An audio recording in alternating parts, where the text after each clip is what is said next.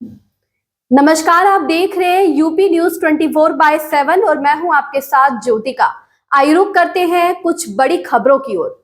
लोकसभा अध्यक्ष ओम बिरला ने बुधवार को विपक्ष के नेता राहुल गांधी को सख्त हिदायत दी। उन्होंने कांग्रेस नेता से सदन की गरिमा बनाए रखने के लिए नियमों का पालन करने को कहा। हालांकि अब तक ये साफ नहीं हो पाया है कि अध्यक्ष ने ये टिप्पणी क्यों की।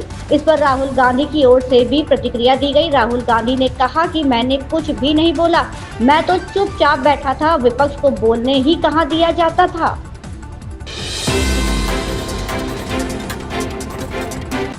AIMIM प्रमुख असदुद्दीन ओवैसी के मुसलमान खतरे में है वाले बयान पर उत्तर प्रदेश के मुख्यमंत्री योगी आदित्यनाथ ने कहा, मुसलमान खतरे में नहीं है, इनकी वोट बैंक की राजनीति खतरे में है। जिस दिन भारतीय मुसलमान अपने पूर्वजों को समझ लेंगे, इन सभी को बोरिया बिस्तर बांधकर भागना पड़ेगा। उत्तर प्रदेश के मुख्यमंत्री योगी आदित्यनाथ ने अपनी सरकार की बुलडोजर कार्रवाई पर हो रही आलोचनाओं पर प्रतिक्रिया देते हुए कहा कि कभी-कभी लोगों को उस भाषा में बातें समझाने की जरूरत होती है जिसे वो समझते हैं। मुख्यमंत्री ने आगे कहा कि जो लोग कानून को अपने हाथ में लेंगे, उन्हें कानूनी दायरे में परिणाम भुगतने होंगे। लोकसभा नेता प्रतिपक्ष और कांग्रेस सांसद राहुल गांधी ने कहा, एक कन्वेंशन है कि नेता प्रतिपक्ष को बोलने दिया जाता है। मैं जब भी खड़ा होता हूं तो मुझे बोलने नहीं दिया जाता। मैं नहीं जानता कि सदन किस प्रकार चल रहा है।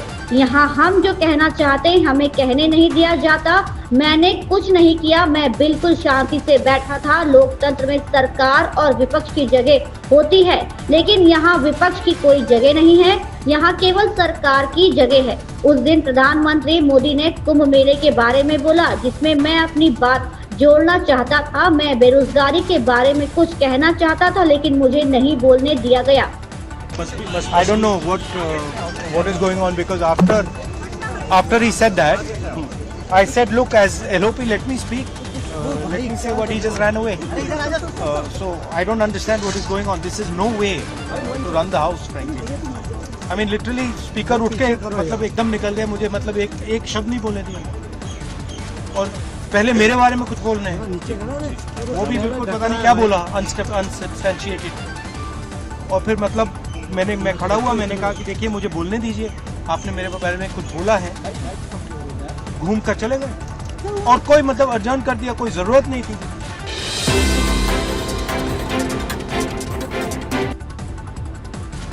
दिल्ली विधानसभा बजट सत्र के तीसरे दिन की कार्रवाई जारी है। इससे पहले दिल्ली विधानसभा में विपक्ष की नेता आतिशी ने स्पीकर विजेंद्र गुप्ता को पत्र लिखकर अनुरोध किया है कि 3 दिन केवल बजट पर चर्चा के लिए समर्पित किया जाए। दिल्ली विधानसभा की पूर्व अध्यक्ष और नेता प्रतिपक्ष आतिशी ने कहा, बजट सत्र का उद्देश्य बजट पेश करना और बजट पर चर्चा करना है, लेकिन कल जब आज के लिए कार्यसूची आई तो बजट पर चर्चा के लिए केवल 1 घंटा आवंटित किया गया। मैं भाजपा से पूछना चाहती हूँ कि आप क्या छिपा रहे हैं? आप बजट पर चर्चा क्यों नहीं चाहते? इससे साफ पता चलता है कि कुछ गड़बड़ है।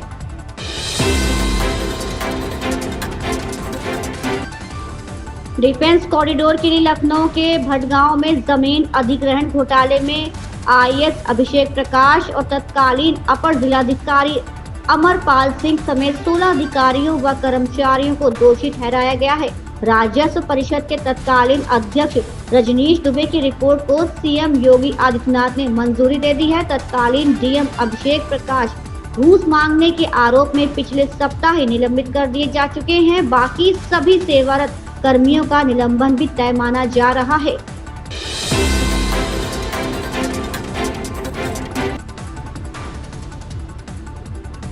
उत्तर प्रदेश के मुख्यमंत्री योगी आदित्यनाथ ने कहा कि यूपी में मुसलमान सबसे ज्यादा सुरक्षित हैं। साल 2017 में भाजपा के सत्ता में आने के बाद से सांप्रदायिक दंगे बंद हो गए हैं। इसके आगे उन्होंने कहा कि यूपी में अगर हिंदू सुरक्षित है तो मुसलमान भी सुरक्षित है।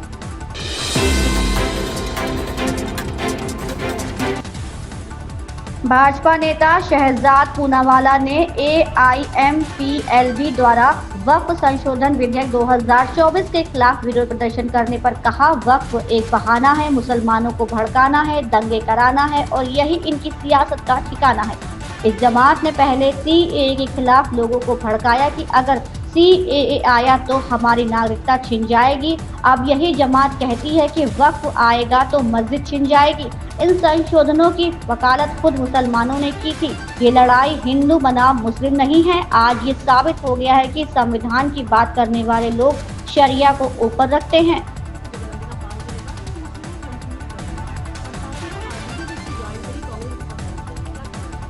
वक्फ एक बहाना है, मुसलमानों को भड़काना है, दंगे लगाना है, यही इनकी पूरी सियासत का ठिकाना है। पहले सीए के नाम पर भड़काया इसी जमात ने, कहा कि सीए आएगा नागरिकता छिन जाएगी। अब यही जमात, चाहे वो एआईएमपीएलबी हो या उनके राजनीतिक आका कांग्रेस, तृणमूल कांग्रेस, आरजेडी, समाजवादी पार्टी, ये कहती है वक्फ आएगा, संशोधन आएगा तो मस्जिद छिन जाएगी।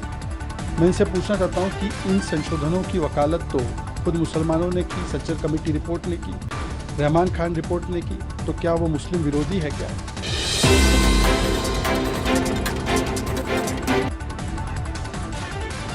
पंजाब किंग्स के कप्तान श्रेयस अय्यर ने गुजरात टाइटंस के खिलाफ शानदार बल्लेबाजी की, लेकिन वो शतक बनाने से चूक गए क्योंकि अंतिम ओवर में शशांक सिंह ने 23 रन जुटाए और स्ट्राइक रोटेट नहीं कर सके। श्रेयस 97 रन बनाकर नाबाद रहे और आईपीएल का अपना पहला शतक लगाने से 3 रन से पीछे रह गए।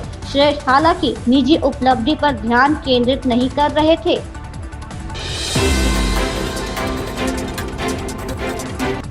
कुणाल कामरा विवाद में शिवसेना यूबीटी ने अपने मुखपत्र सामना में एक लेख लिखकर पीएम मोदी की एक टिप्पणी का उल्लेख करते हुए एकनाथ शिंदे के नेतृत्व वाली शिवसेना पर निशाना साधा। लेख में लिखा गया है कि जब पीएम मोदी ने कहा कि आलोचना लोकतंत्र की आत्मा है, तो फिर शिवसेना ने कुणाल कामरा के व्यंग पर इतनी आक्रामक प्रतिक्रिया क्यों दी।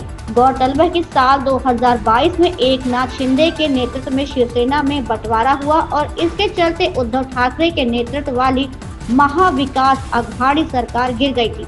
इसके बाद एकनाथ शिंदे ने भाजपा के साथ मिलकर राज्य में सरकार बना ली थी।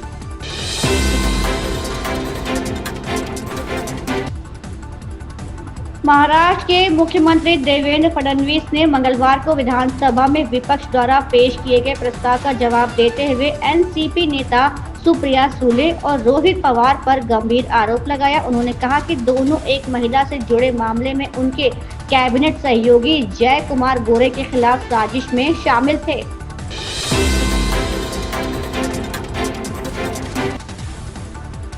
कांग्रेस नेता शशि थरूर ने बुधवार को केरल की वामपंथी पार्टियों पर तीखा तंज कसा।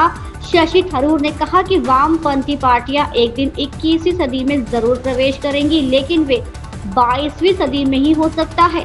शशि थरूर का ये बयान मंगलवार को केरल विधानसभा में पारित हुए केरल स्टेट प्राइवेट यूनिवर्सिटीज विधेयक 2025 को लेकर आया है, जिसके तहत केरल में अब निजी विश्वविद्यालय भी स्थापित हो सकेंगे। वामपंथी पार्टियां लंबे समय से इसका विरोध कर रही थी।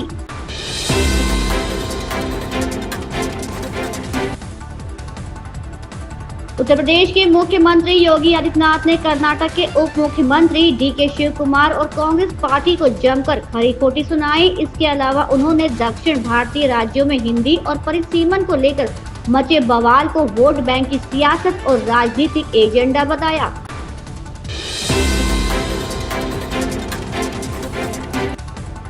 छत्तीसगढ़ के सीएम विष्णुदेव साय ने कहा, मैं आप सभी को निवेश के लिए आमंत्रित करने आया हूं। मैं आप सभी का आभार व्यक्त करने आया हूं। आपने जो डिजिटल तकनीक दी है उसे अपनाकर छत्तीसगढ़ सुशासन का आदर्श राज्य बन रहा है। अब निवेश के लिए कागजी कार्रवाई खत्म हो गई है। आपको सिर्फ एक क्लिक में निवेश मिलेगा और फैसला भी डिजिटल तरीके से होगा। नई औद्योगिक नीति ने प्रक्रिया को आसान और पारदर्शी बना दिया है। सिर्फ 14 महीनों में हमें 4 लाख करोड़ रुपए से ज्यादा के निवेश प्रस्ताव मिले हैं। यहाँ एक सुनहरा अवसर है। अपनी अमूल्य खनिज संपदा, बेहतर परिवहन सुविधाओं, कुशल श्रमिकों और डबल इंजन वाली सरकार के साथ छत्तीसगढ़ निवेश का बेहतरीन अवसर प्रदान कर रहा है।